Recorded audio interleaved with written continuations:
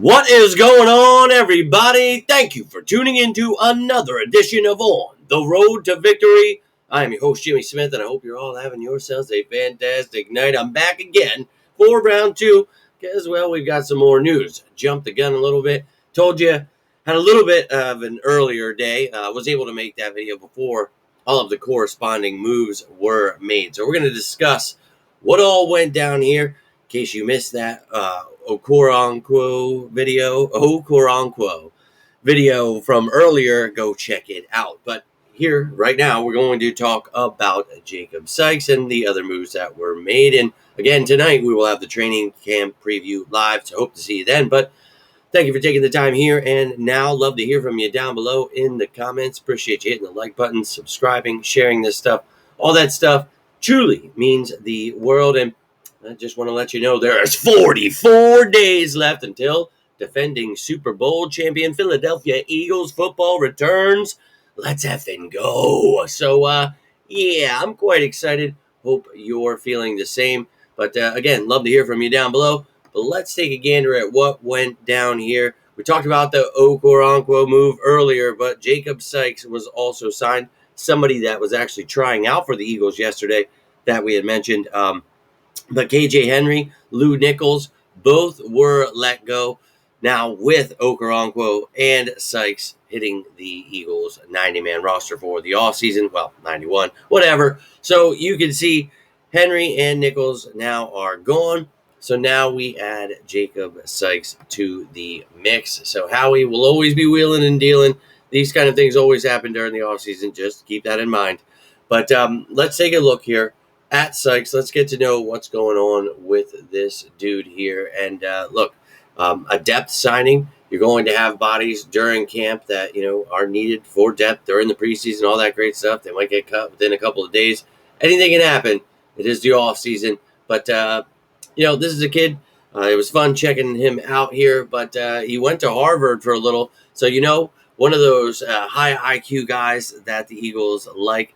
But he was undrafted back in 23. The Seahawks picked him up, released him, picked him back up, but never saw the field.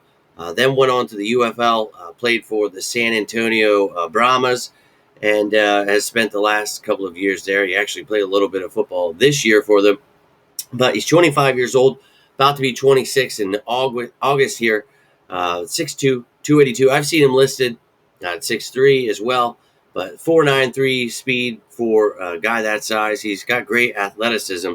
But the stats I could find, 8 games started in 24, 1.5 sacks, 21 tackles, 2 tackles for a loss. And again, this is in the UFL for the Brahmas, as you can see by the color scheme and the logo there. But spent 2022 at UCLA, his final year in college, again, before going undrafted, getting picked up by the Seahawks. Now, this is a kid that, at that size, you're kind of thinking, more so that Milton Williams role, right? Moro Ojomo, what we've got him doing, Gabe Hall, kind of more of the pass rushing defensive tackle, but a guy that, has, to me, a good skill set with that athleticism, high IQ. That's great. A high character guy from what I've read.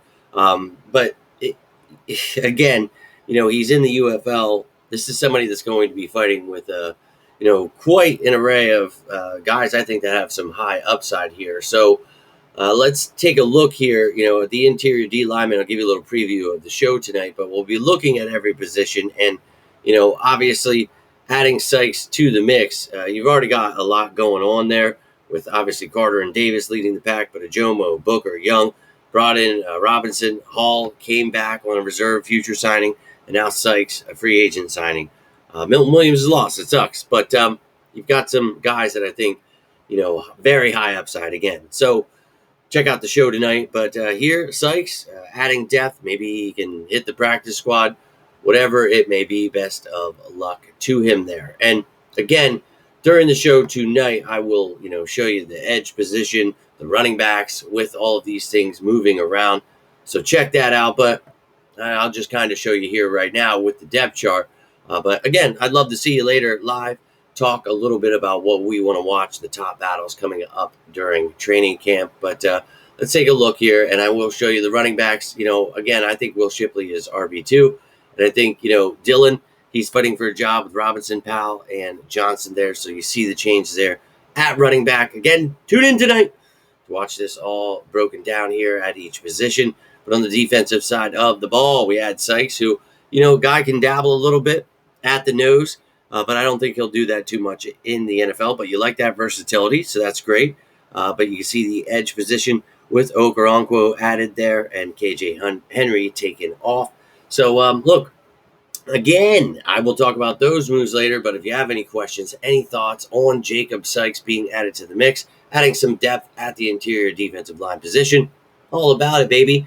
Cannot wait for training camp tomorrow. And again, one last time, 44 days until defending Super Bowl champion Philadelphia Eagles football returns. Let's effing go. But that is all I've got for you here right now. If you have anything, love to hear down below from you. But if it's anything else, you need a friend, whatever it is, I'm always here for you guys. Reach out. But until next time, I am Jimmy Smith, and this is On the Road to Victory. You all stay safe out there, and as always, go Birds!